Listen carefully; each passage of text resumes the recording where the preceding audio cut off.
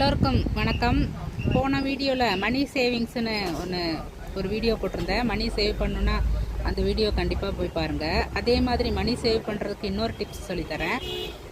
நிறைய பேர் நம்ம ப்ரொவிஷன்ஸ் வாங்குறதுக்கு, இந்த மளிகை ஜாமான்லாம் வாங்குறதுக்கு கடைகளில் அக்கௌண்ட் வைப்பாங்க. அந்த மாதம் கொண்டு போய் காசு கொடுப்பாங்க. ஜாமான்லாம் வாங்கிட்டு மாத கடைசியில் கொண்டு காசு கொடுப்பாங்க. அது காசு இல்லாதவங்க ஓகே, கொஞ்சம் தான் காசு இருக்குது அப்படின்னு கிரெடிட் வாங்குறது ஓகே. ஆனால் காசு இருக்கவங்க கூட சரி ஒன்றா கொடுத்துக்கலாம் அப்படின்னு போய் வாங்குவாங்க. அது என்ன ஃபால்ட் ஆகுனா, நீங்கள் கடன் தானே, சரி அப்புறம் தானே கொடுக்க போகிறோன்னு நீங்கள் தேவையில்லாத பொருளெல்லாம் வாங்குவீங்க.